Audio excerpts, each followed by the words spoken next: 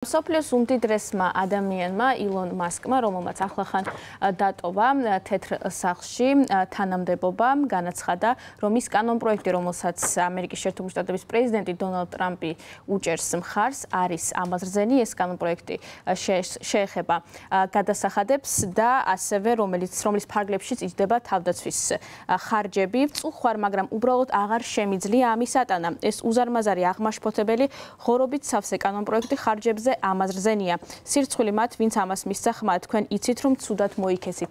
დაწერა ილონ მასკმა პლატფორმა X-ზე და ასე გამოეხმაურა წარმომადგენელთა პალატის მიერ მიღებული კანონპროექტი, რომელიც ამჟამად უკვე სენატში არის გადასული. ტერმინი ღორის ხორცით სავსე კანონებს ამერიკაში იყენებენ მაშინ, როდესაც საქმე შეეხება ისეთ კანონპროექტებს, რომელიც შეფასებული არის როგორც კონკრეტული პოლიტიკოსების მიერ ლობირებული კანონპროექტი, კონკრეტული ბიზნესმენების სასარგებლოდ, სწორედ ასეთი ტერმინი გამოიყენა ილონ მასკმა ამ კანონპროექტთან მიმართებით. მასკის შეფასებით კანონპროექტი გაზრდის გიგანტურ დეფიციტს ბიუჯეტში და ეს ყველაფერი შემდგომ იქნება ამერიკელი მოქალაქეების პასუხისმგებლობა და მათი დიდი ტვირთი.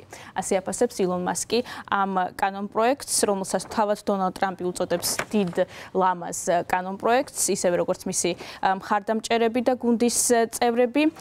მე შეგახსენებთ, რომ სოფლიოს უმდიდრესი ადამიანი ილონ მასკი დონალდ ტრამპს უჭერდა მხარს საპრეზიდენტო კამპანიის დროს, დაახლოებით $250 მილიონი არის დახარჯული ილონ მასკის მიერ დონალდ ტრამპის საპრეზიდენტო კამპანიაში, როდესაც გახდა დონალდ ტრამპი პრეზიდენტი, შემდგომ მან გახსნა სპეციალური დეპარტამენტი მთავრობის ეფექტიანობის, რომელსაც არაოფიციალურად ხელმძღვანელობდა ილონ მასკი. მან რამდენიმე დღის წინ დატოვა ეს თანამდებობა. და მანამდე დასავლური მედია სხვადასხვა წყაროზე დაყრდნობით წერდა, რომ არსებობს კონფლიქტი და სხვადასხვა ტიპის უთანხმოება ილონ მასკსა და დონალდ ტრამპს შორის, თუმცა საჯაროდ ისინი ყოველთვის აცხადებდნენ, რომ არიან და რჩებიან მეგობრებად.